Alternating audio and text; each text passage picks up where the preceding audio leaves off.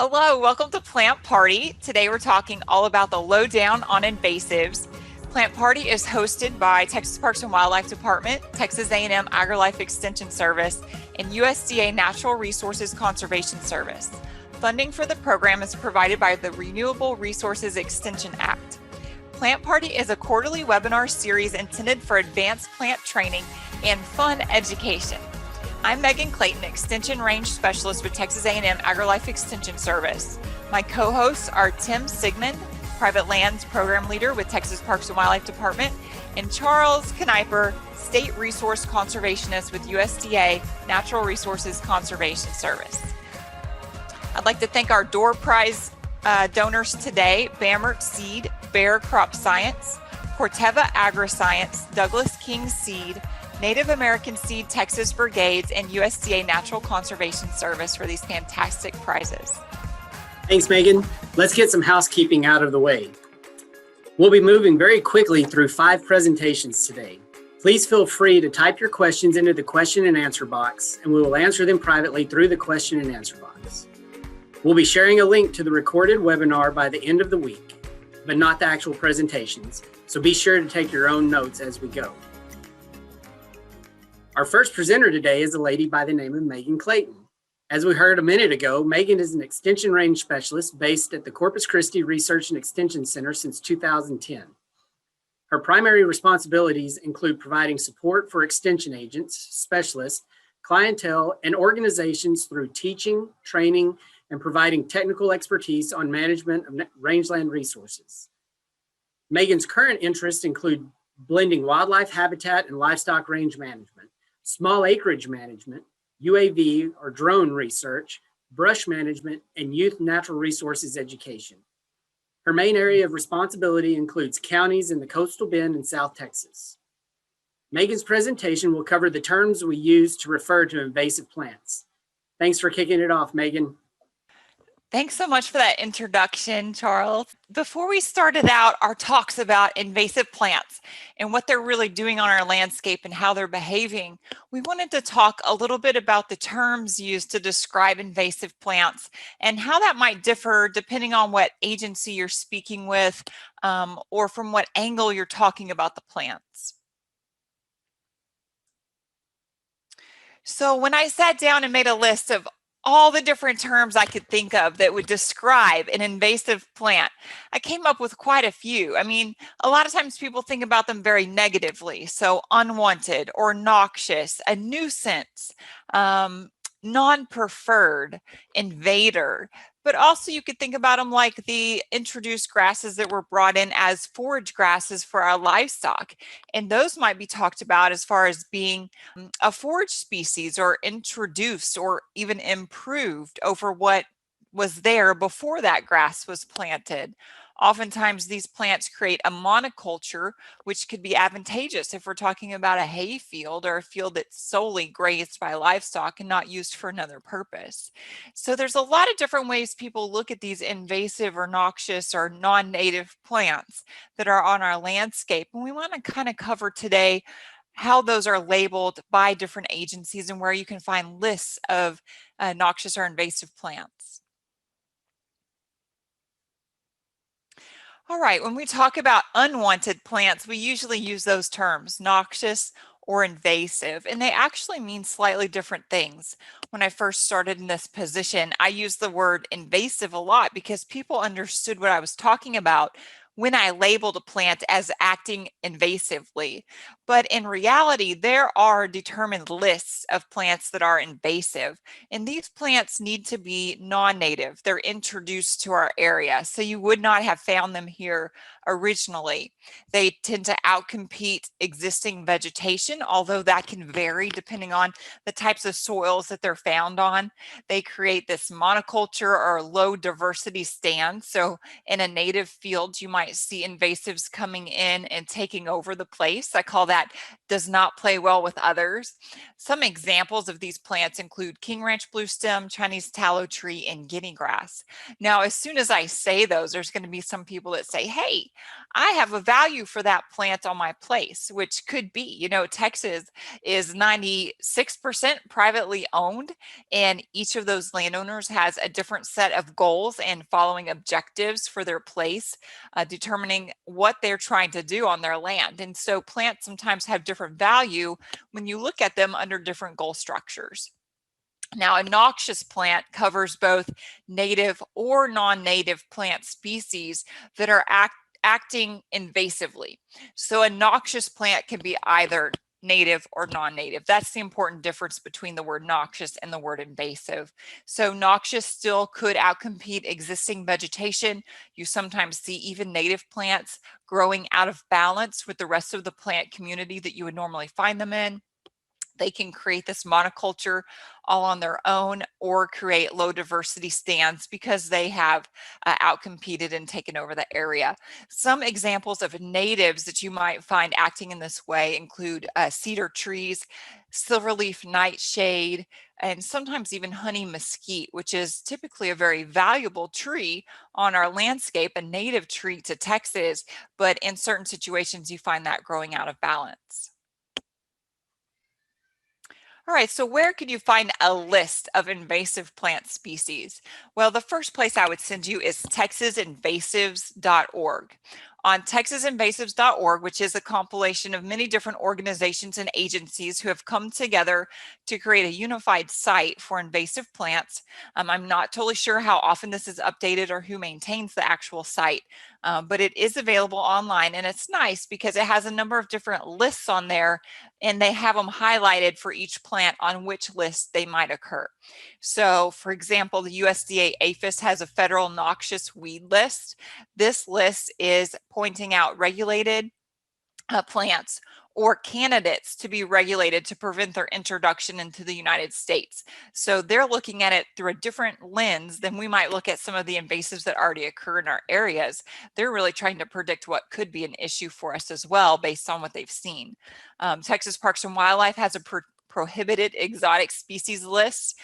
This not only occurs for plants, of course, this is for animals and a lot of different aspects in natural resources, but the Texas Parks and Wildlife list actually tends to have more on it than even our Texas Department of Ag list. So they're looking at things from a slightly different view as well, and how that's harming or beneficial to our systems, our natural ecosystems where our wildlife live. Then we have the Invasive Plant Atlas of the US, and that again is another one that's looking at the entire United States, but they're trying to determine which of these plants are potential harmful situations in some of our native lands. And then the one that we most often refer to in Texas is the Texas Department of Ag noxious plant list. So this list has a list of plants that they've determined in cooperation with other agencies and organizations to cause serious potential for economic or ecological harm.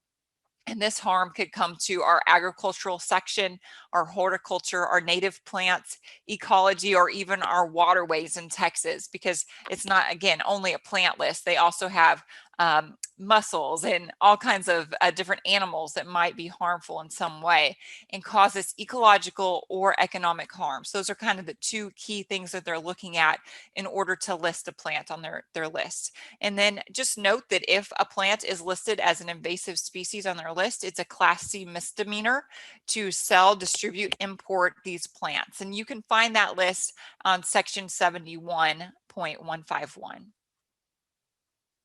So here's what that code, that Texas Agricultural Code actually reads as: that the department, the Texas Department of Ag, shall publish a list of noxious and invasive plant species that have this potential to cause harm. And it's not really all that long ago that they started this. So I think the noxious list started about 2003. And then in 2005, they added the invasive species list. So two different lists that really were started within the last couple of decades.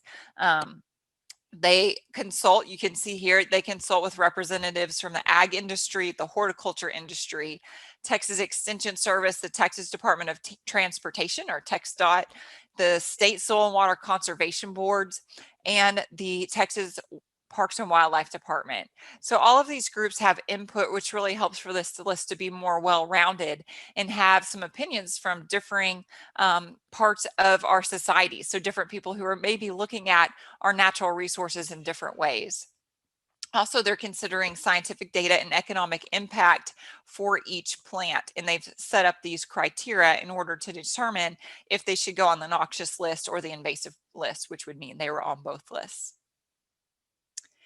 So again, a person commits an offense if they sell, distribute, or import these plants into the state, if it's a noxious or invasive plant included on the list. Now, a person commits a separate offense for every plant that they have. So if you have a tray of plants, you can imagine that would be a lot of misdemeanors that you might possibly be given as a result of doing what you should not be doing with those plants. So this is just in an effort to try to curb the invasive spread of these plants and to help out our economies and our ecological systems.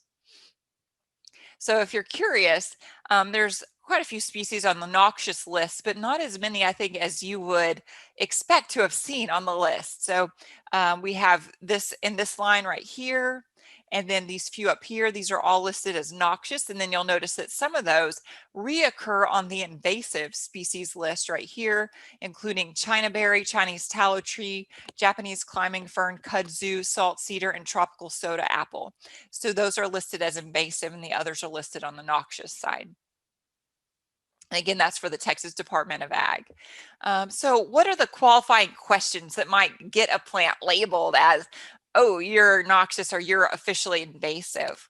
They look at, is it native to Texas ecosystems? Is it widely distributed in commerce? Is it established in Texas? Because remember, it has to cause ecological or economic harm. It has to have the potential to do that. So is it already established here, or what's the potential if it's not? Does it have the potential to cause that ecological or economic harm? So those are kind of the 5 broad questions that they're looking at when they're talking about adding a plant to the list. So when we talk about managing rangelands, and we now have this added challenge in our native ecosystems of how do we handle these plants that are becoming noxious or invasive or growing out of balance and reducing the diversity of the other plants that we really need on our landscape in order to support our native wildlife species and also our livestock that have a rich cultural history and an economic importance for our agricultural industry. So when we talk about management, we're allocating scarce resources to achieve preset goals using best available knowledge. And I think the important thing there is what I underlined is best available knowledge. So when some of these plants were brought in, for example, King Ranch bluestem, that was brought in, and I know for a fact that the Soil Conservation Service, which is what the NRCS used to be called, used King Ranch bluestem seed to seed a lot of riparian zones because it did such a fantastic job of holding the soils. And we know how important soils are in riparian areas. And so they figured this grass would lend a lot of help in keeping those soils stable. Well, it absolutely did, but unfortunately, it kind of pushes out a lot of our other native vegetation that would naturally grow there. And it doesn't really stay where you put it. It's expanded into lots of pastures and rangelands across the state too. And so they're not the only ones that planted it, but that's for an example. At the time, with the best available knowledge, that plant was the saving grass. That was the one that was going to do what we needed it to do to preserve our ecosystems. And if they could do in hindsight, they likely wouldn't introduce that grass. But now we know that it's done a lot more damage. And so now we have different knowledge, better knowledge to make decisions going forward with that plant species and maybe even other invasive grasses that we think about using. When we manage, we're implying conscious human intervention. We're applying choices between competing alternatives because we know, especially in the wildlife world, when you make a decision to manage some plants or to manage a plant community in a certain stage, you may be favoring certain species over other species. And so that's why it always comes back to the goals, the preset goals, and the objectives for that specific piece of property. What's the best use for it? And then, of course, when we make human intervention and we're applying one or more of our value systems, that's a lot of times based on what we believe the best use of the land is for. Or quite honestly, I could go all the way back to how we were raised and what our ethics or our land ethic is, and how we think we should treat plants on the ecosystem and how we should utilize them best. So I'm really proud to work in rangeland management, where we have two main objectives, and that's number one, to protect and better the soil and vegetation. And so that's why we're looking at this invasive plant issue today, where we are right now and how we could best stage ourselves for using these invasive plants that are already existing on a lot of our landscapes. And two, how do we maintain or improve the output of useful products on that land? And those useful products could be our native wildlife, it could be livestock, it could be any number of things, even aesthetic beauty, the ability for us to get out into green spaces, which is fantastic for mental health. Lots of different uses for these properties, but how can we manage in order to best maintain that output? I'm going to close today with a quote that's probably less known from Aldo Leopold, and that's when some remote ancestor of ours invented the shovel. He became a giver. He could plant a tree. When the axe was invented, he became a taker. He could chop it down. Whoever owns land has thus assumed, whether he knows it or not, the divine functions of creating and destroying plants. And isn't that true? That's exactly where we were today. Aldo Leopold was the father of wildlife management, and he put a lot of things into words that we all think every day, but he just had a way of putting it to where it's easy to understand and you really take it to heart. So we are now in charge of managing these lands that have a combination of native and introduced species on them. And what will we do? What mark will we make to improve the land for future output and to better our soils and our vegetation? Thanks a lot. Thanks for that presentation, Megan. To continue the theme of understanding invasive plants, next up we have Brandon Carr, manager at the James E. Bud Smith Plant Materials Center in Knox City. Brandon began his career with the NRCS 12 years ago as a soil conservationist stationed at the same Plant Materials Center. In 2016, he was selected as the manager. Before joining the NRCS, Brandon worked as an assistant cotton breeder for Delta and Pine Land Company at the Rolling Plains Research Station. Today, he'll be speaking about what makes invasive plants invasive. Thank you very much, Charles. Good morning to everybody. I appreciate the opportunity to talk with you this morning. So yeah, the title of my talk is What Makes Invasive Plants Invasive? As we begin, I want you to think for just a minute. If someone asks you what makes a plant invasive, what would you say? Is it susceptible to native predators? Next, what are the reproductive strategies for this plant? Does the plant have multiple ways that it can be reproductive and become invasive? Perhaps it has a very long or extended flowering or fruiting period. Will the plant produce not only high quantities of seed, but also high quality seed? What is the life cycle? What's the maturity of this plant species? Third, we have to look at how they may tolerate changes in the environment, whether that is drought or extreme temperatures or whatever the case may be. Can the plant tolerate intense disease or pest pressure? What are the different genetic characteristics within that population? You know, the ability of a potentially invasive plant to adapt to a new environment is critical to its success.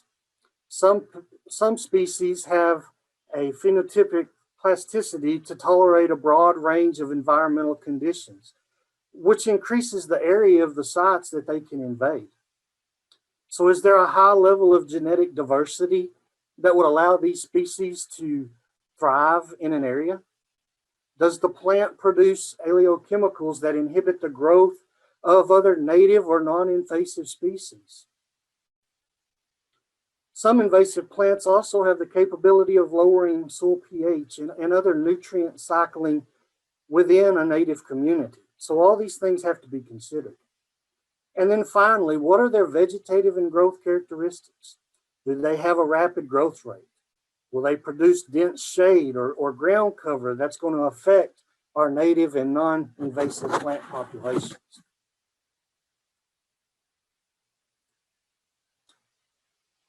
Before we can actually get in and look at the specific plant characteristics that cause a plant species to become invasive, we need to consider what outside factors can also contribute to invasiveness. We have to ask ourselves, what is the regional climate in the area where the plant is located? Now, we would all imagine that a wetland plant isn't going to become a problem in the middle of a desert, right? Climate influences the ability of a plant to become invasive. If the climate is similar to where the plant is native, then there's a good chance that it will have the potential to become invasive. If we go back and think more about this wetland plant in the desert, we don't anticipate it will ever become invasive. But what if we have a microclimate within that area? Microclimates are these areas within a region that are different. What if we had a wetland site like an oasis in the middle of the desert? We could potentially deal with a wetland plant becoming invasive. Or maybe we have a saline bottomland. We have the potential to have an invasive come into that area and thrive in those microclimates. We have to look at the condition of the site. What does the site look like? I know we all would agree that a healthy site would consist of a diverse plant community. To me, a site that would encourage invasive species would be one that is lacking in this diversity. And when I say diverse, I want to see grasses and trees and shrubs and forbs. This kind of diversity ensures that all of the available resources are going to be utilized. It's when we have an abundance of resources that an invasive species can come in and thrive. It would be kind of like me going to an all-you-can-eat buffet. There are so many choices available, and I can have whatever I want. And after I gorge, I'm going to thrive. Unfortunately, it may not always be a good way, but I will thrive. And what about the disturbance in an area? Has the site recently had mechanical clearing? You know, perhaps we just did some brush management and cleared mesquites or salt cedars in an area. Was the site recently burned, either with a prescribed fire or by a wildfire? Has it been subjected to heavy grazing for years? Each of these things can increase the chances for a species to invade and become invasive. We know that seed needs good soil contact in order to germinate and grow. In our planting recommendations, we stress good seed to soil contact. Does the site have a lot of bare ground? This goes right along with the site condition. With bare ground, we have the potential to have an abundance of resources available.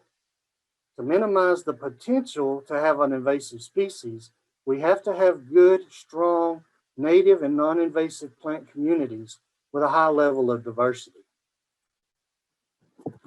And finally, we have to consider the specific plant characteristics that cause a species to become invasive. What does that plant have to do in order to become a successful invader? While this is not an all-inclusive list, I think these are some of the most important characteristics we see in invasive species. First of all, the species must have a rapid growth rate. The plant has to be able to outcompete other species for sunlight. You know, rapid root development allows for the species to outcompete native and non-invasive species for water and nutrients in the soil. So many times we can go to a site and we can see invasive plants growing. They tend to be taller. They tend to be bigger and lusher than the native community that's there. Because they grow so fast, many times they reach maturity a lot earlier than our natives. Early maturity means early seed production. And this can be a real problem when we look at seed dormancy. Now, when seed from an invasive species is produced earlier than our native plants, it's exposed to a lot longer time under the environmental conditions that it may need to break that seed dormancy. This can lead to earlier germination and better seed viability.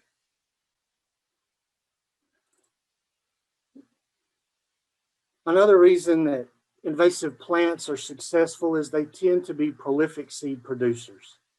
Again, this is the case on sites that lack good native plant diversity.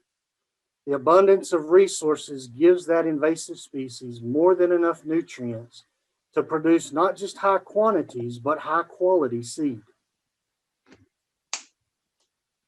Because invasive plants have such rapid growth and early maturity and seem to be such prolific seed producers, they have the ability to spread rampantly. So often they produce dense shade and ground cover and this enables them to shade out new seedlings of natives and non-invasive species on our sites. Another characteristic that makes invasive species successful is their adaptability. Too many times a new species is introduced into an area due to the fact that we think it will perform well. What we may not know, but will soon see, is that it is very adapted to these various soil types and growing conditions. And the higher genetic diversity a population has, the greater chance of finding those individuals that are adapted to these areas. Invasive species tend to have a positive response to environmental and climate changes. So often we see that when a native population is under stress from an environmental or climate change, their growth or production is decreased. For example, we might go through a drought period, and this drought period might cause a native prairie to be less productive. Now, if we have an invasive plant out there that is from an arid region, this plant might thrive under that environment. It's going to take advantage of having the additional resources. The last two characteristics I think are very similar. Invasive species are successful because in these new environments, they may have limited pest or disease pressure. So many times they're not impacted by the same diseases or the same pests that our native communities are susceptible to. And because of that, they're also not affected by natural enemies. At least from the onset, if we have a new area where a plant is introduced, so often these species are not heavily utilized by wildlife and by livestock. They don't have the disease, they don't have the insect pressure yet. And while these characteristics may not continue to aid in the success of an invasive species over many years, initially they can contribute to the establishment of that new species. So as we try to summarize this morning why invasive species become invasive, especially when we compare them to our native communities, simply put, they're just about completely opposite in every aspect. And when we look at this slide, invasive plants, they just tend to produce more seed. They're highly competitive for whatever resources available. They have very high survival rates, and they're going to grow across a broad habitat. They're able to change and adapt. Our native species, on the other hand, have evolved to live in equilibrium within an ecosystem. They're less competitive for the available resources. They're adapted to that local environment, and they're more susceptible to wildlife, disease, and the pest, which helps keep them in check. When we introduce a new species into an ecosystem, we change this equilibrium. We increase the potential for the new plant to become invasive. Caution always needs to be taken when we consider introducing a new species to an area. We cannot only consider the specific plant characteristics, but we also need to step back and look at all the factors that are going to contribute to whether or not this species could in fact become invasive. As we wrap this up today, and I think about what causes invasive plants to be invasive, it's no wonder so many reach the same conclusion as Sean Hanna, who said, once an invasive species arrives, it's about impossible to get rid of it. Thanks again for your time. And again, I apologize for the technical difficulties that I had at the beginning. Thank you, Brandon. That was excellent. I think anyone who says they've never had technical difficulties on one of these is most definitely lying. Next up, we are in for a real treat. We have Steve Nelly, a private consultant and a retiree from NRCS, is going to speak with us on the impact of invasive plants, the good, bad, and the ugly. Steve has been working with private landowners in Texas for 45 years with a special interest in native plant ecology, sustainable ranching, and wildlife management. He works in the Edwards Plateau, Trans-Pecos, and South Texas regions. Following a 35-year career with NRCS, he is now involved in consulting. I'm going to turn it over to you, Steve. Thank you, Charles. We're going to talk about the impacts of invasive plants. And I think we would all agree that most of the time it's the negative impacts that are emphasized. Did you hear about the kudzu plant that swallowed the yellow school bus? And I won't even tell you what it did to the children inside. Isn't it strange how we sometimes impart malicious and evil intent to the plants we dislike? So we're going to talk about the impacts of invasive plants, but perhaps from a little bit less emotional standpoint. So that's why we call it the good, the bad, and the ugly. But it's not just that. It's the confusing, it's the difficult, it's the controversial. So let's start with the good, and we'll start with buffalo grass. It's still considered a miracle grass in South Texas and Mexico. It's a superb forage grass for livestock. It saved many ranches from drought and bankruptcy. Wildlife biologists hate it. Livestock producers love it. So is buffalo grass good or is it bad? We could say the same thing about some of the introduced non-native blue stem grasses. This is a creek in Central Oregon called Bear Creek. In 1977, you can see it was a totally non-functional, degraded riparian area. Really nothing much to be happy about. The BLM owns this property. They decided that they needed to change the grazing management from year-long grazing to short-term seasonal grazing in the wintertime. And their goal was to help restore the function of the riparian area. And so there's 1977, and there's 11 years later with only a change in grazing management. That's all that was done. And what you can see is the riparian function was restored. And what that means is there was reduced erosion, there was restored hydrology, there was an improved water quality, the fish and wildlife habitat improved, there was a great enhancement of livestock forage, and all that took place with nothing being planted, just a change in grazing management. However, the grass that is largely responsible for that restoration is reed canary grass, which in the Pacific Northwest is considered a highly invasive species. So is reed canary grass, is it good or is it bad? Laymen love grass. We're hearing more and more about that.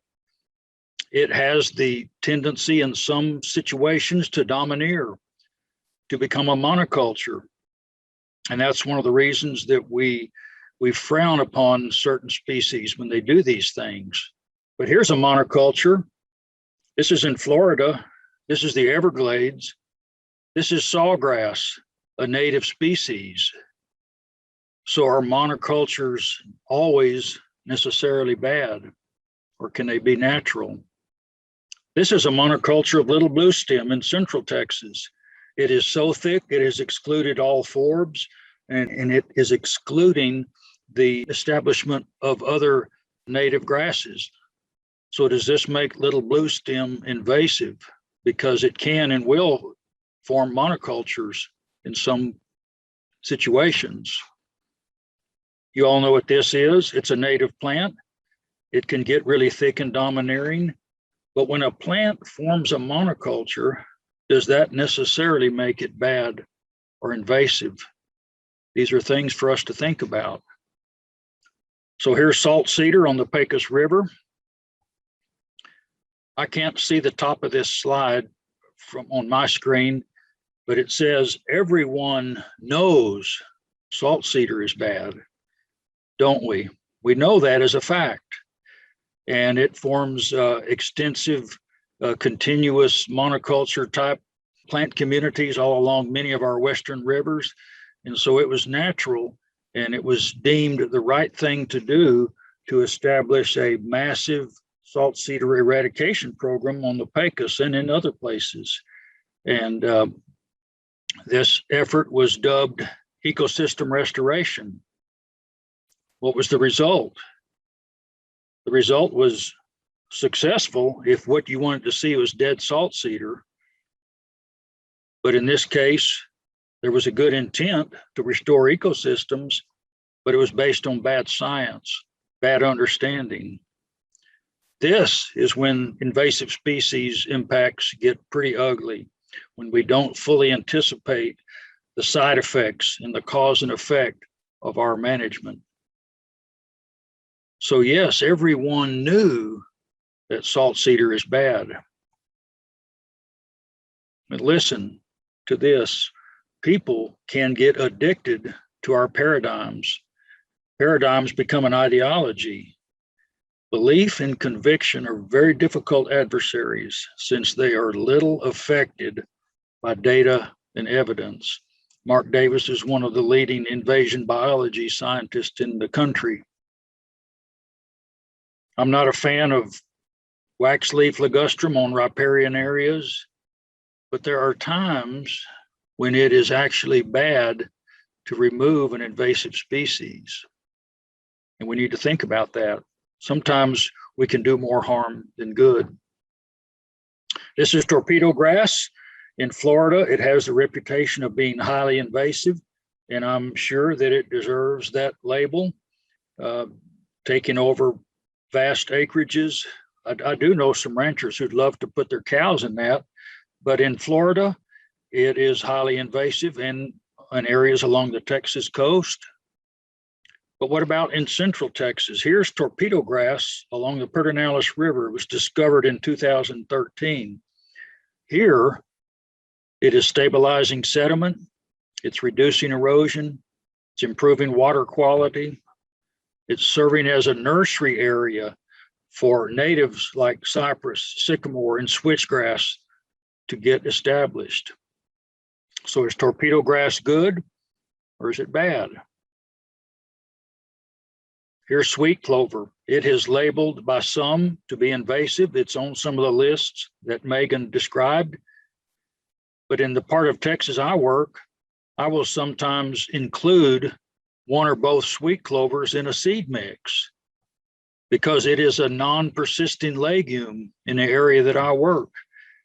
It provides a temporary soil enhancing cover.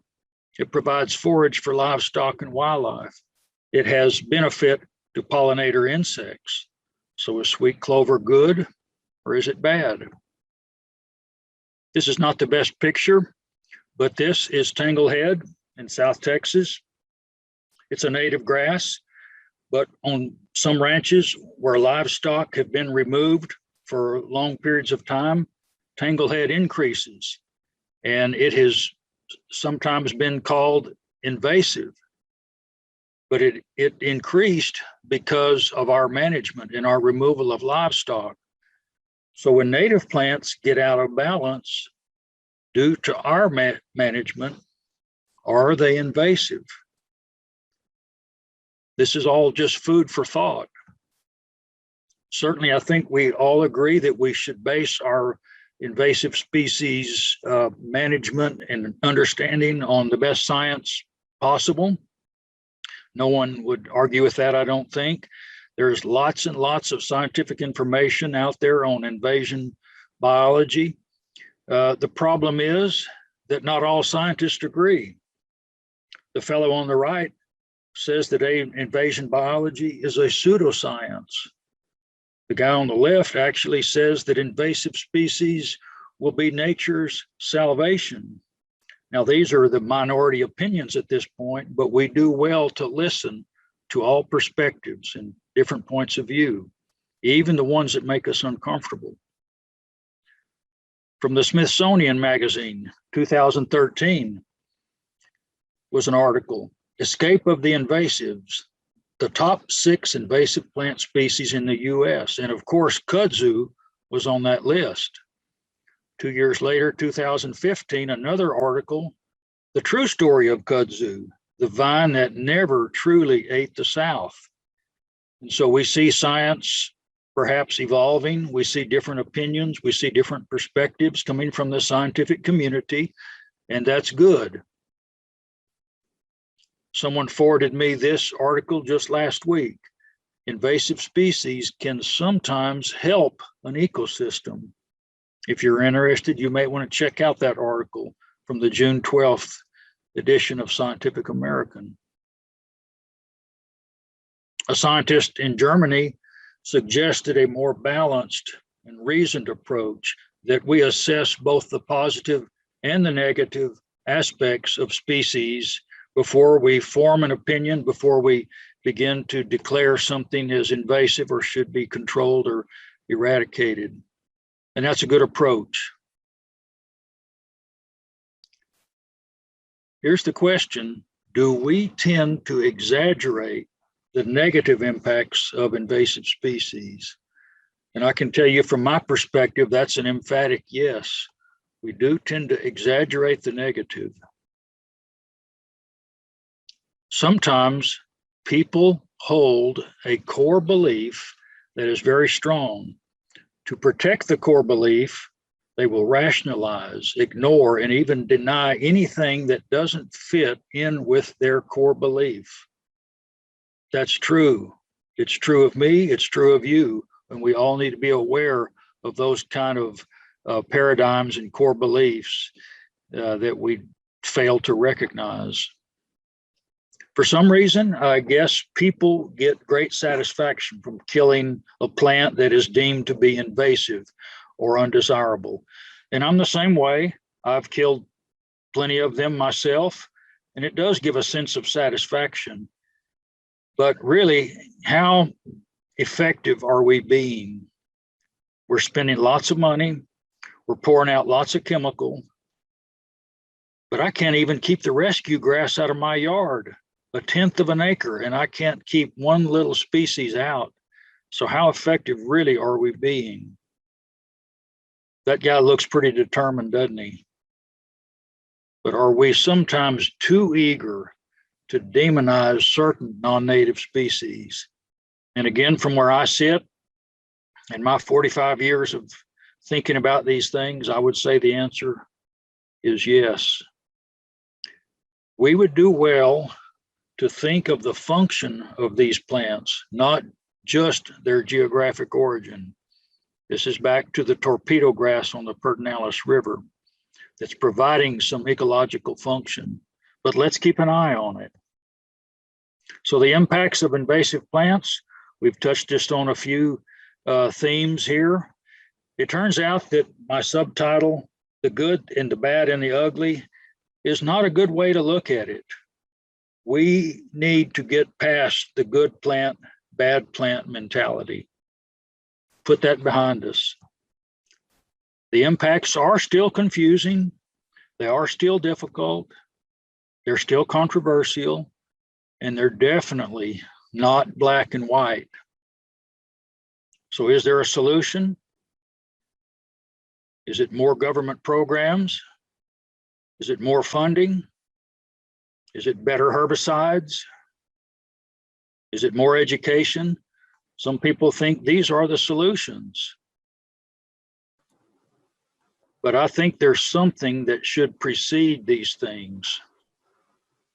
And in Texas, a private land state, I think that thing that should precede it is an understanding of land stewardship ethics, that deeply held inner conviction that compels and motivates landowners to care for and to sustain the land that has been entrusted to them. And why do they do that? For their own personal benefit? Yes, that's part of it. For the benefit to future generations? Yes, it's that too. But it's also for the benefits that accrue to society.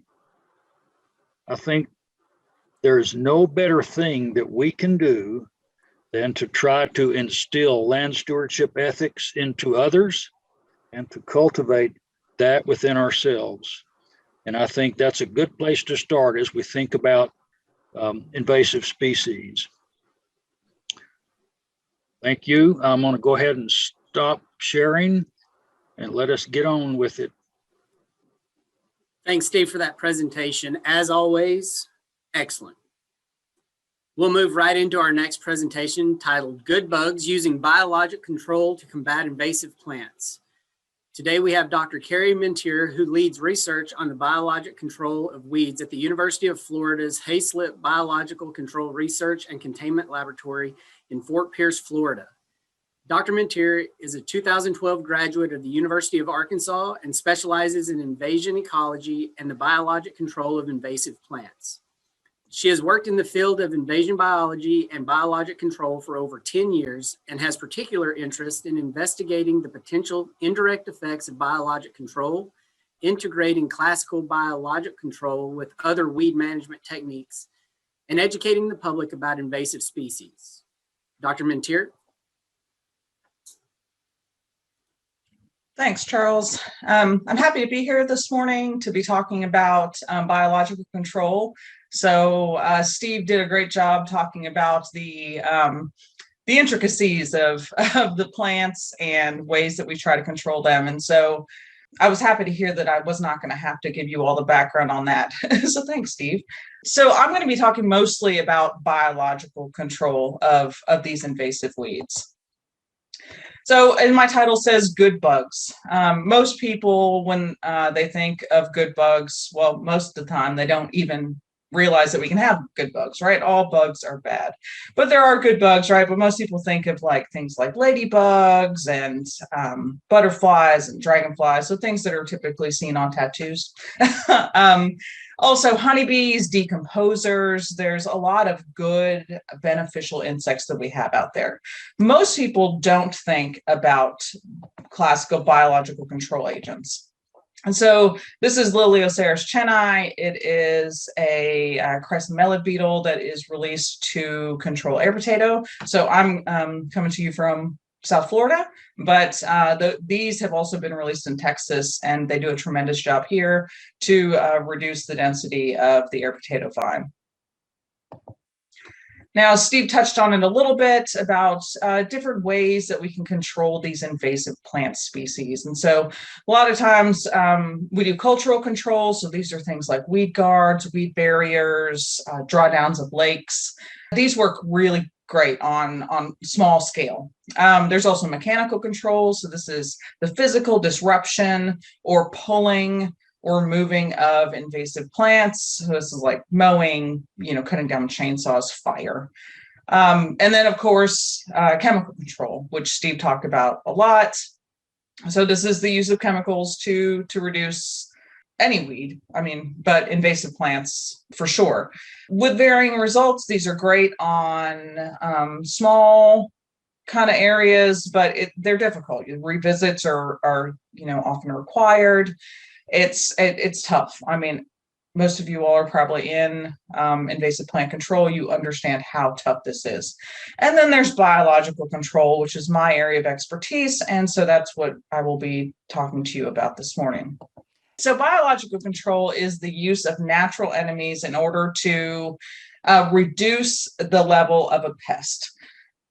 Now, it's important to note that it does not eradicate a pest. Classical biological control of invasive weeds will never eradicate a pest. It just doesn't do that. What it does is it reduces the density. So over on the bottom left, you'll see it's the water hyacinth beetle.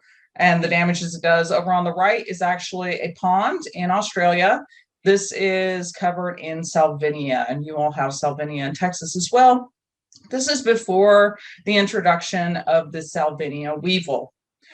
And a year or so later, this is what the pond looked like after the introduction of the weevil. Now, this is pretty spectacular results.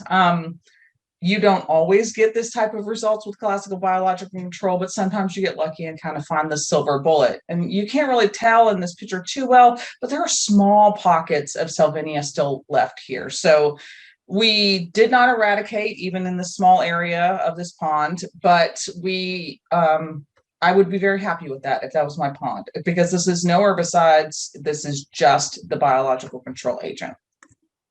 Well, how does this work? Well, Steve touched on a little bit. So these plant species are brought over from other places. And in the native range, these plant species in their native range, the plant species aren't often problems. And one of the reasons is that they are there with their co-evolved natural enemies. So they're herbivores, they're pathogens, things that feed and damage these plant species. Well, and this kind of keeps these plant species in check, right? Because these plants have to defend against these herbivores or these pathogens. And so this comes at a cost. So they're not very good competitors because they're using all of those resources in order to defend themselves. Well, often when these plants are brought over into the invaded range, they're brought over without these co-evolved natural enemies. And what this does is it frees up all of these extra resources that they were previously using over here on the left to then be able to grow and produce more seeds and things. And so it frees up all of these resources. And the plants that they're competing against here or in the invaded range are over here, right? And so it's just really not a fair playing field. And so what classical biological control does is we go back to the native range, we find these co-evolved natural enemies, pathogens, insects, and things. We bring them over into the US into specialized labs, containment or quarantine labs. And we determine if they're safe, and we'll talk a little bit about this. And we introduce them into the invaded range. So reuniting these co-evolved natural enemies with these plant species. And what this does is it kind of levels the playing field, right? So it returns the introduced plants to over here on the left a little better, where they are having to defend themselves again. Now, biological control, there's a lot of positives of biological control. It's safe, it's host specific, and I will talk about a little bit about how I can say that. There's a high return on investment because once we get these insects out and established in the new area, they are self-perpetuating because insects make more insects. They can spread into new areas on their own. And so once we get them established, the insects are doing our jobs for us. And so there's very little human input at that point. And so it is a high return on investment because it continues to work after we move on to other things. It's environmentally friendly because oftentimes we can reduce pesticide use because the insects are doing their job, without us having to interfere. Now, with any control method, there are negatives associated with it. Biological control is no different. And some of the negatives with biological control is there's a high upfront cost. And we'll talk about, the testing that goes in for this. And so before you ever see any level of control at all, there has already been many hundreds of thousands, if not millions of dollars put into this control because of how long it takes. It's slow. It's not only slow once the insects get out on the landscape, but it's also slow in actually getting to the point where we can release one because of all this testing.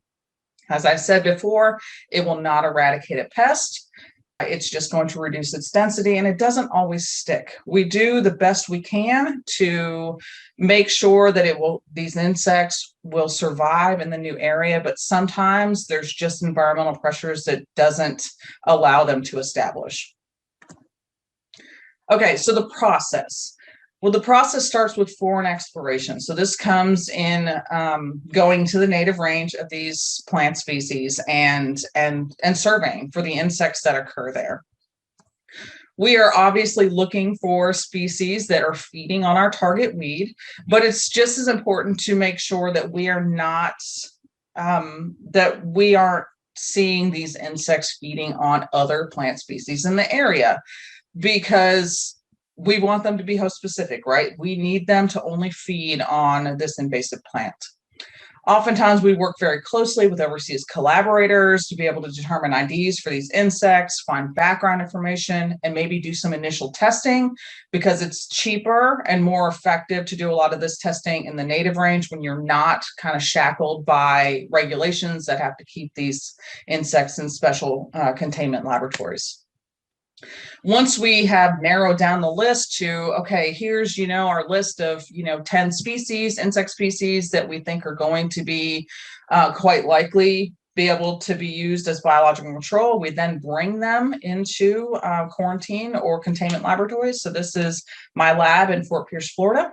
So we bring them into the US, into these specialized laboratories that are designed to keep these insects inside. And then we can begin testing here. And I said that these insects are host specific. And so we do host range testing in order to make sure that these things will only feed and reproduce on our target weed or other closely related invasives. That's also okay. So what we do, so we have our target here. So this is a drawing of Brazilian pepper tree, which is a major invasive here in Florida. And we make our test list. So insects typically feed on closely related plant species. There are insects that are prolificous and will feed on many, many different plant species, but most insects are going to feed on closely related plant species. And that's because plant species have what I like to call a chemical fingerprint, right? So things in the same genus are going to be the same, very similar chemically. They're going to be very similar physically.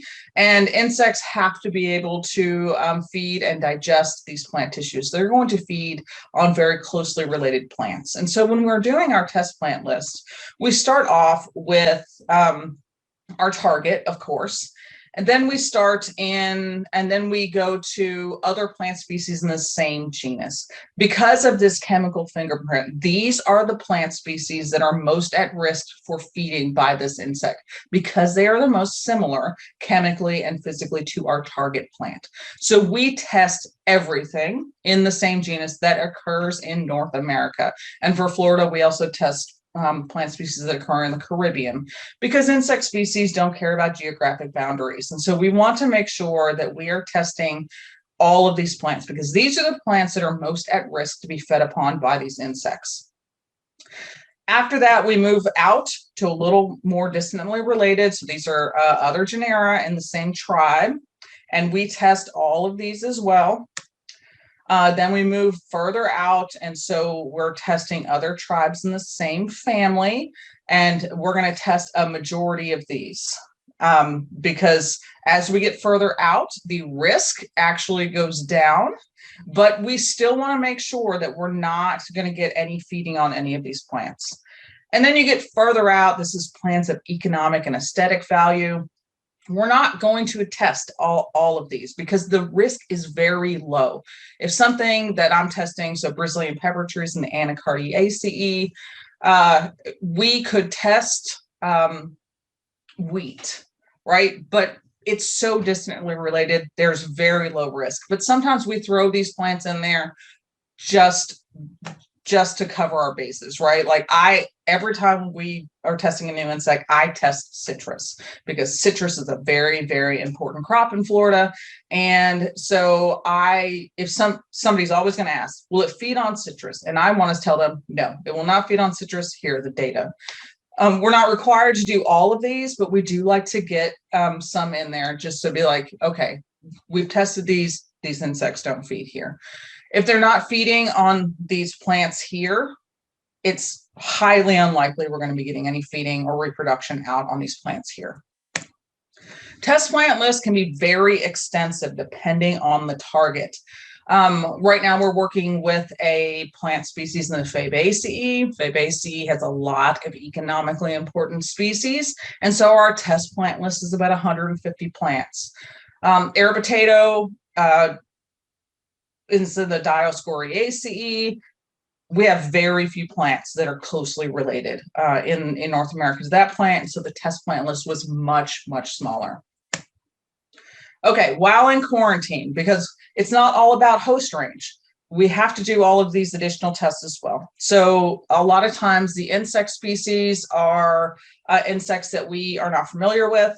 And so we have to do basic biology studies. We have to do development time, eggs laid per female, where and when are the eggs laid? What are the abiotic factors that have to have in order for them to reproduce? So we're going to make sure that we know everything about the insect as well, because oftentimes we don't know what the species even is before we start researching it. We also need to know impact. Is this insect actually going to cause a negative impact on our plant? There is always risk involved. Even after all of the studies we do, there's always risk involved when you're bringing in a new species. And so we need to know that even that small amount of risk is okay to take on. And that's because we have a benefit, and that's the negative impact on the plant. And then after we complete all of those studies, we have to write it up in something. It's a technical advisory group or a tag petition. It goes to this group that is formed from regulators and academics in North America. They review it. It has information like the taxonomy of the plant impact. So we have to show that this plant is actually having negative impact on the environment. What are the other kinds of alternative plant management that are out there? Do these work? Do we even need biological control? We then have to tell them about the insects, the insect background, the results of the host range testing, those impact studies we talked about, and basic biology information. And then we wait, and they review all of this paperwork with a fine-tooth comb. And this can take a very long time, months, just to review the paperwork. And then we get a decision. So TAG can say, no, absolutely not. You cannot release this insect. Sometimes they say maybe. Sometimes they say, we would like to see some more tests. These are very, very thorough go through of this petition. And if they say yes, there's more waiting, because then we have to go through the U.S. Fish and Wildlife. They get a chance to evaluate it. So this is field offices across the United States. If they agree with the tag, then they issue a letter of concurrence. Yes, we agree, you can move forward. Then is done an environmental assessment. Will biological control of this plant species then affect any other thing in the environment? So this is particularly important for threatened and endangered species. Are we going to impact those as well? Then it goes to public comment. So after everyone gets a crack at this, then they post the environmental assessment up, and the general public in the US gets 30 days to comment on the science. They get to put in questions. We have to respond to questions, comments, and criticisms. And then if everybody is in agreement, APHIS then can issue the release permits. This process from finding a target to releasing an insect takes on average about 8 to 10 years. So we talked about this, how it's a very, very slow process. It's a very slow process because we want to make sure that it's going to be safe. And so because it takes so long, it's expensive on the front end. We don't talk about classical biological control until much further into the invasion curve. So you all have probably seen this schematic before. So this is time over here on the x-axis, and this is area infested on the y. So plant species go through this invasion curve where it takes a long time before it really gets into this nasty red part here, right? So this is long-term management, assets-based protection. This is where we call in biological control. Down here, we're talking about chemical controls, cultural controls, other types of controls. This is where they call me in. And so because it takes so long. Thank you for your attention. There's my information. If you guys are interested in biological control, we are always posting stuff on social media. And thanks for your attention. That was fantastic. Thank you so much for sharing with us today. I really do appreciate you being here.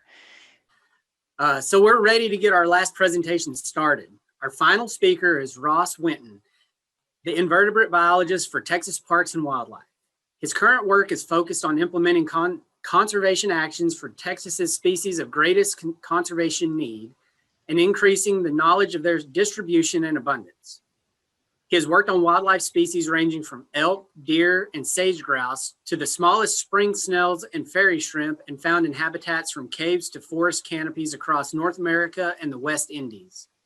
In Texas, Ross has begun efforts to advance our knowledge regarding our important pollinators, unique dune endemics, and engaging with institutions and community scientists to learn more about the many invertebrate species that call Texas home. Today, he is here to talk about how our invasive plants influence pollinators. Thanks for sharing with us today, Ross. Awesome. Thanks, Charles. Thanks so much for being here, everyone. I'm going to kind of briefly chat about some of the impacts that invasive plants can have on pollinators, as Charles mentioned.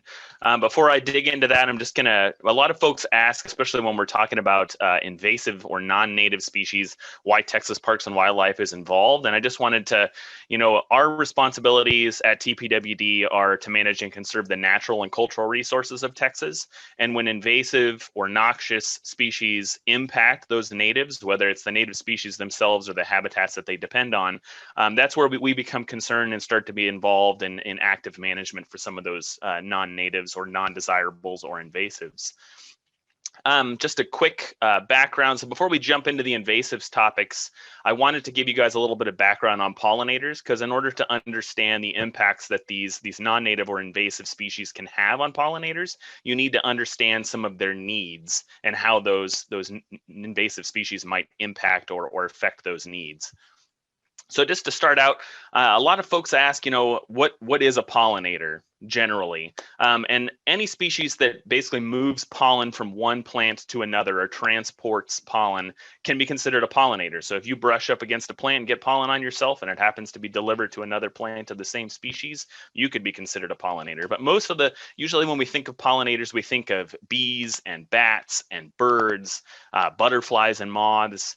But really there's a wide variety of wildlife species that can be considered pollinators. But really it comes down to the pollen.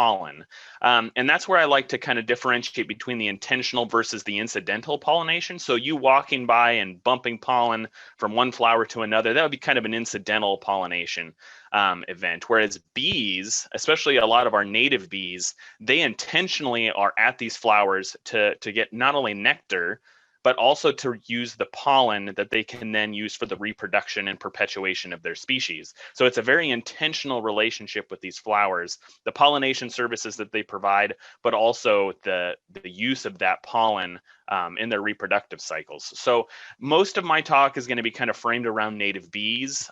Pollinators are kind of a catch-all phrase that's used, but for this specific context, I'm going to chat kind of specifically about native bees. It's hard to discuss the impacts on all pollinators just because it's such a broad topic. So just a little bit of background on the biology of some of our native bees, especially in Texas. So we have a mix of social and solitary bees. So honeybees that most folks think of, they're non-native, but they're a social bee. And we do have some social bees in Texas. Most commonly, most folks would think of bumblebees. And then the vast majority of our almost 600 species of native bees in Texas are solitary. So they don't congregate in large nests. They might nest in similar areas, but they kind of individually do their thing. And they're also, most of them are annual species. So just like annual plants, they have an annual life cycle. So the generation that existed in one year will not be the same individuals that are present the following year. In some cases, such as bumblebees, we do have overwintering. So they overwinter as adults and they've already mated. And then in the spring, they'll establish a nest and get that going, but they won't survive into the next year. The next generation will then overwinter. And most of these species are cavity or ground nesters. And this is important, especially when we start talking about the impacts of invasives. So they utilize a lot of open ground habitats of a variety of soil types, but then they also will use a lot of natural cavities or holes that are present in the environment. And they utilize the pollen that's present in the environment or the nectar that's available from the flowering resources, but they also will use other materials. You can think of the leaf cutter bees that will also use flower petals and other things to build their nest, but also to assist in the development of their larvae, which will then turn into the next generation of bees. So when we talk about habitat requirements for pollinators and native bees specifically, it's just like a lot of other wildlife species. There's just a few basic needs. So food, obviously, and that's in the form of nectar and pollen. They need shelter, so they need those nesting and overwintering sites, and protection from other competitors.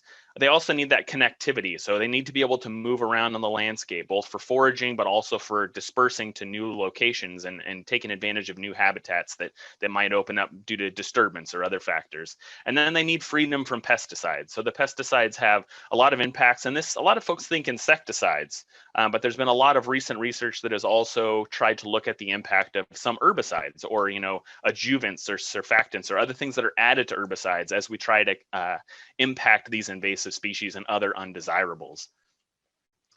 So just to kind of tackle the floral resource topic, native bees and other pollinators, basically, they need abundant pollen and nectar throughout the year. So some of these, they're active during a very short period of time, but a lot of our bees are present on the landscape, actively foraging throughout the year. So we might see, some of those first wildflowers that show up in the spring, which tends to be when we have the largest number and some of the greatest diversity in a lot of our wildflowers in Texas, but they're still going to be out there on the landscape, many of these species foraging through the heat of the summer and even into the fall. And often the fall resources are the ones that are the most limiting. And it's not just for our native bees as they prepare, provision their nests at the end of the season, but also for species that are coming through, and most commonly with monarch butterflies. So they're looking for those groceries to get them down to Mexico, and those fall nectar resources are really important. And they have to be species that are preferred by bees. Some plants, they produce nectar, but they don't really produce an overabundance of pollen, or it's not readily available to pollinators. And then some plants, they produce pollen, but very little nectar. So, the bees and other pollinators will be utilizing these plants for a variety of different reasons. And really, a lot of these native species have adapted with these native plants, unlike invasive species. So they have a unique relationship with them, and they prefer to forage on native, or in some cases, native-like plants. So think flower structure. Some bees and pollinators prefer open face flowers like a sunflower, whereas others like to actually work a little bit harder, and that's their niche to get into, say, lupin or some of those kind of more closed flowers. And then bees are very, very smart. They're very efficient when it comes to finding and utilizing those nectar and pollen resources on the landscape. So if there's a large block of flowers versus, low density, a plant here or there, they're going to go to the large block. So they prefer those large areas. And all of these things factor in really tightly to the impact of invasive species. So when we're talking about floral resources, so the food needs of pollinators and invasive plants can have a variety of impacts. And as was mentioned by some of the earlier speakers, these can be positive sometimes, and some of them can be negative. And we kind of need to address both of those. So depending on the invasive species, and all of this is going to be highly dependent on the invasive. You can have an increase or you can have a decrease in overall plant diversity. So in, say, the case of giant reed or kudzu, which are kind of like these, they show up in these really large densities, and in many cases, and they if uncontrolled, they can really have an impact where diversity has gone down because that's about the only thing that's there. So you have these monocultures. But in some cases, where say you have musk thistle, you may have one or two plants on the landscape. So, they're not really having a broad impact on some of the other plants in the community. But in general, what we tend to see is a decline in native plant diversity. So as the native plants are competing for resources, as was mentioned earlier, they don't have the ability in some cases to compete with some of these invasive plant species. So then you see a decline in the diversity and the abundance of some of our native plants. Often, many of our native pollinators, especially our native bees, they have unique relationships developed with these plants. So some of them are specialists. So they only go to one specific type of plant, and that's the only thing they pollinate. We're working on a conservation priority species right now that only gets pollen. The females only get pollen from gumbamelia trees. That's the only plant that they visit for pollen resources to perpetuate themselves into the next generation. And if they lose those plants, the species goes away as well. So that can have a major impact on the pollinators. But in some cases, and musk thistle is another great example, you can see an increase in forage availability for some of the species that tend to be more generalists. So when I've done bumblebee surveys across the West, oftentimes many of the plants that we find the bumblebees on are things like mullein or are invasive non-native thistles. And so sometimes those generalists will actually utilize the extra resources that are out there because it might be more efficient for them to do so. And then another thing that happens when you have an invasive plant, some of the impacts that it can have on the floral resources. So the native pollinators, like I mentioned, they have those tight connections with those native plants. So, and with that, they often are tied to those native plants because of specific nutritional value or specific things in those plants that provide benefits to them. So some of these plants that they visit, they can have, they can really help their health. So they can actually provide almost like an antibiotic effect, or kind of an antiviral, or something that's going to help increase their overall health. And with the loss of some of those native plants to where they get some of those resources to kind of increase their survival, they lose those resources. And in some cases, the nutritional quality of some of the invasive plants, while the bees might visit flowers on an invasive plant, it might not have the nutritional quality. So the pollen from all the different plants that are out there, the nectar that's out there, has a variety of nutritional quality to it. And when you change those, you can see those shifts. And that can have a major impact, because if, say they're providing their young with less nutritious pollen, the survival of their young could be impacted by that. And then one of the things that you also see in some of these species is you see a shift in the availability and the seasonality of the bloom period, or the phenology of the plants. So as an invasive comes in, say there's a monoculture, or they are competing with some of these other plants and they have to push flowers out earlier, or they have to, really make themselves taller and they have less resources to put into blooms. Sometimes that can impact, the floral resources that are available. So it really, you have to think of it kind of more broadly, but like I said, with generalists, that could provide, extra resources that they didn't have previously, because now there's something else on the landscape that they can take advantage of. So the nutritional quality can also be better in some cases where, maybe there was not something they were receiving previously, but now there's some added benefit. So it really depends on the invasive species and what impact it's going to have on a lot of these pollinators. So, a lot of flower visiting species, there could be a non-native that they love to visit and is awesome, and it does great things for them, and they really have some benefits. So you have to kind of do this give and take. And that's why, if folks can't put native plants in their yard, whether it's cost prohibitive, sometimes the native like plants fill some of those niches, or there's certain plants that, you can put in that might have some benefit, but you have to be very intentional in understanding how you're utilizing these plants on the landscape, and how these pollinators are interacting with those plants, and what impacts it might have more broadly. There were some questions in the Q&A of, some of these plants, they got brought in for, great intentions, whether it's erosion control or forage. And then down the road, we realized that it has some of these broader impacts. So it's good to kind of think about, the potential that's out there when you're using some of these plants. And then one of the things that a lot of folks don't think about when it comes to pollinators is, how do flowers perpetuate themselves? How do they reproduce? Well, many plants, especially a lot of our flowering plants, the forbs, they need a pollinator to come in and help them produce seed. And one of the disadvantages sometimes when you're trying to manage invasive plants is, you have high seed production. So you have some biocontrols agents that get in there and actually eat the seeds or eat the seed heads and keep them from producing. But when you have pollinators out there on the landscape, they're actually increasing the seed production in a lot of these plants. So you can have some negative impacts as well, of not just the plants on the pollinators, but the pollinators on the habitats and the plant communities on which they depend. But as I've said, it's highly variable depending on the invasive species. So, you can have these large monocultures of, giant reed or kudzu, which have major impacts where you see entire forest canopies and understories being impacted in some situations. But there's others that, it's very hard to detect what those impacts might actually be, not just on the plant communities and the habitats, but on the pollinators themselves.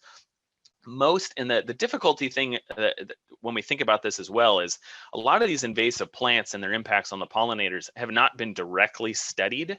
One of the most studied pollinators, especially globally, are the honeybees, which are a non-native to North America, but we've kind of studied the impacts. A lot of our invasive species, invasive plants that we have in North America and in Texas come from Eurasia. So they come from Eastern Europe or they come from Asia. And honeybees are native to those areas. So they see some of these plants, it's like going back to the home country and having these floral resources available to them. So it's not really a big issue for them because they're a generalist, and some of these they actually evolved to pollinate in their native range. We have started to see that we have growing data for bumblebees. So as there's been more interest in bumblebees and more interest in native pollinators, we've started to see growing evidence for the impact of invasive plants on bumblebees and also a lot of our other native species. And I think this is really going to increase over the next several years. And now that we've talked a little bit about floral resources, I just wanted to touch on kind of the nesting and overwintering habitat. So as I mentioned at the beginning, the native bees will take advantage of a lot of resources that are on the landscape. Woody debris, if you have a dead tree in your yard and you see all those little beetle holes where the beetles start to take advantage of that dead wood, a lot of native bees will come in and utilize those cavities for nesting habitat. So there's a lot of habitat that's out there, and this can actually be impacted by invasive species as well. So, a lot of the Phragmites or giant reed or bamboo or a lot of species that are not native and sometimes might be considered invasive, sometimes they'll utilize those. And actually, if you go buy one of those solitary bee nesting boxes, most of the debris or the material that's put into those is not native. So you have some native bees that are utilizing something that's been a resource that's been provided by a non-native species. So some of those stems that are left behind by, so especially the hollow-stemmed invasive plants, they'll actually utilize those if they're available. They're very efficient and they'll utilize things that are out there and made available to them. So some of those things that are invading some of those habitats can be useful and can be utilized. But it's good to think about that, just like the example of tamarisk. So you remove something from the landscape that species have adapted to use or have kind of shifted. So it's such as like the willow flycatcher situation in the Southwest. When you move tamarisk, all the willows are pretty much gone, so they have to take advantage of something. So you have to look at that give and take of, what are the pros and cons of removing an invasive species when you're evaluating what you're going to do and how you're going to strategize the management. So thinking about all those different things that they might utilize, and when you have that nesting habitat, if you have something that's as highly invasive and creates monocultures, you've lost all of your ground nesting habitat, you've lost a lot of other habitats. So you need to think broadly about, the habitat as a whole and how it's being utilized by some of those pollinators. And then connectivity. So this is kind of one of the big questions we get. So the smaller the bee or the smaller the pollinator, the less it's likely to forage, especially these native bees, because like I said, they're very efficient.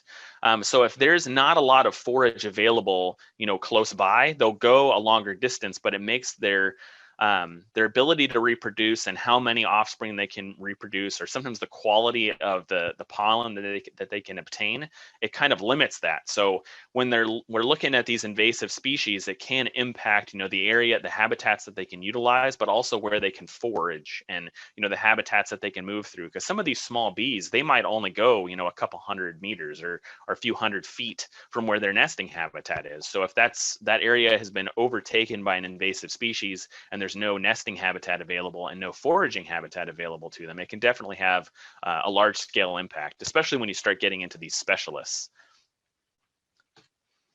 And then the last thing I just kind of wanted to touch on real quick was pesticides. So this covers herbicides and insecticides. When you're trying to protect desirables from invasive plants, it's good to think about how those chemicals operate. So how do they impact plants? So a lot of these plants, you can have an herbicide or a pesticide or an insecticide that is systemic. So it gets absorbed by the plants and made available more broadly throughout the life history of the plant. And some of these herbicides that we use to treat these invasive species also have a soil residual, so they can have an impact on the ability for these native species to come in and colonize those areas after we've removed a non-native, which kind of makes it difficult for some of these insects to have that forage available to them. So it's good to think about those long-term impacts of the native pollinators and their use of some of those spaces after you've removed some of the invasive species. And then as we treat non-desirables, so the surfactants or the adjuvants that we add to those herbicides to make them more effective in controlling the non-desirables or invasive species. There has been some research that has recently shown that, the herbicide itself might not necessarily have an impact on some of these native bees, but the surfactants, or kind of the thing that helps that herbicide stick to the plant and control it more effectively, does have an impact on some of our native bees, in particular bumblebees. So it's good to think about, not just the herbicide or the insecticide, but how some of those other additives can impact things. And then think about non-targets. So most of these herbicides or insecticides can be broad spectrum. Some of them can be very, very good at impacting one specific species of plant, or it's really good at controlling invasive grasses or invasive forbs. But it's good to think about the broad spectrum impacts of those. Sometimes spot spraying might be better than going out and doing broadcast spraying, and trying to think about how you're going to manage those things depending on your situation. And the other thing that I like to point out that we see happen quite often is chemical drift. So if you're using herbicides or insecticides, making sure that you're using things by the label rate and abiding by the law so that you can avoid chemical drift, because that could have large scale impacts. The picture on the far right was an issue where, there were trees that were treated, for other species, and it actually ended up killing a bunch of bumblebees. Or you can have, some broad spectrum, they're trying to treat for one specific type of pest or a plant, and it can have impacts on a lot of other things. So it's good to think about some of those things and how they might impact other entities more broadly. And just real quick, as I finish up, there's a couple lots of resources that are out there and available. NRCS has tons of fantastic resources, the Xerxes Society. And here in Texas, we have a great document you can find on our website, really giving you some advice on how to manage native pollinators on your landscapes. With that, I thank you all for attending. Thanks, Ross, for that informative presentation. It was really fantastic. Thanks again to our door prize sponsors, Bamert Seed, Bear Crop Science, Corteva AgriScience, Douglas King Seed, Native American Seed, Texas Brigades, and the USDA Natural Resources Conservation Service for donating these neat prizes. All right, I want to thank again to our speakers. They did such a great job today. It was a lot of fun. And to you for attending our third Plant Party webinar.